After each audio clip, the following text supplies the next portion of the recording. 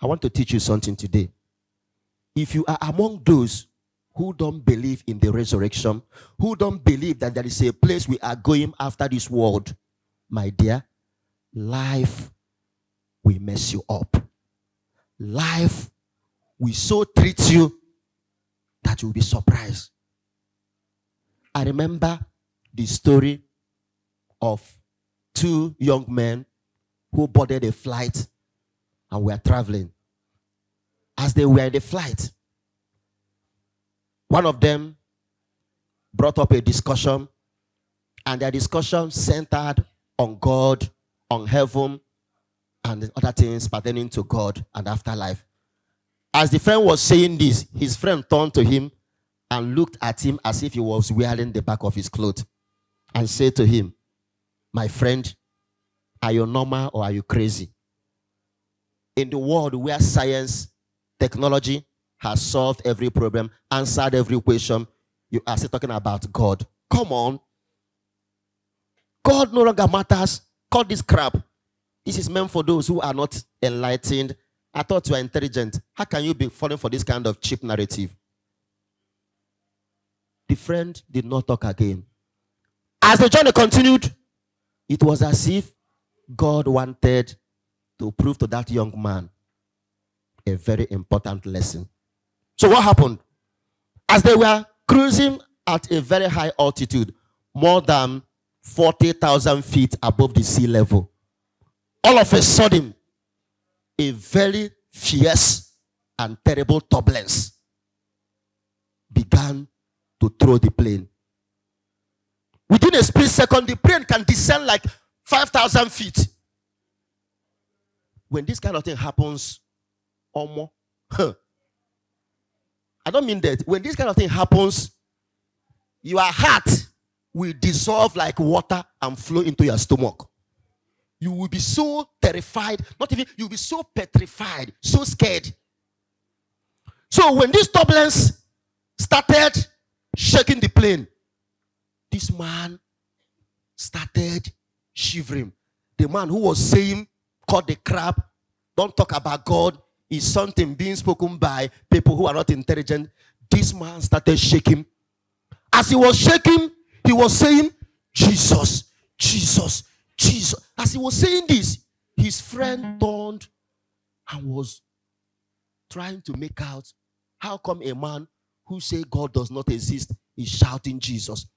And his friend tapped at him and said, "Why are you calling Jesus? I thought you said God does not exist." He turned to the friend and said, "Leave me alone, you won't understand. If anything happens to us here, we are done for."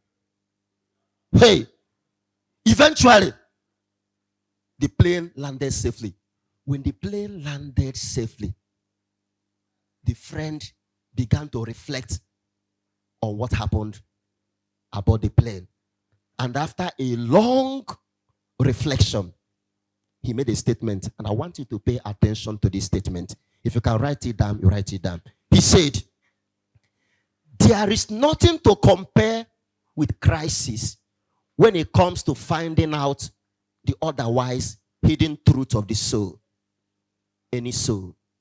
You can mask it, deny it, pass it off with cool sophistication and intellectual denial. However, remove the shield of safety, remove the cushion of comfort, interject the threat of death without the presence of anybody to take the panic out of the moment. It is fairly certain that most in the ranks of humanity commence prayer." We can talk that God does not exist. We can argue and say, "Cut the crap." Until you are staring death face to face. The next thing that will come to your mind is to kneel down and raise your hand and say, "God, help me." I've witnessed people in a bus where a driver made a careless mistake and the whole car rented with a cry of, "Jesus, Jesus, Jesus." People shouting Jesus, at that moment their soul is revealing an indisputable truth. And what is that truth? They want to live. The greatest truth about human soul is immortality. Nobody wants to die. The human soul longs for immortality. No wonder St. Augustine said, you have created us for yourself, and our soul shall remain restless until it finds rest in God. I know the story of a boy who entered university. The moment he entered university, he bade farewell to God. He stopped going to church. He entered court, and they made him the capone of the court group. He was ruthless, he was mean, he was wicked. He rapes women, he steals, he kills people with reckless abandon. He kept behaving as if nothing will happen.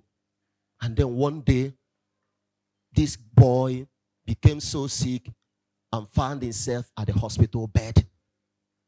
After the whole diagnosis, the laboratory test and everything, the conclusion by the doctor was that he will die in less than a month. That his sickness is a terminal ailment. This powerful boy, this Capone, this boy that doesn't go to church, every moment while lying on that hospital bed, he will tell the mom, please call a priest for me. Before he died, he requested for the visit of a priest up to more than 15 times.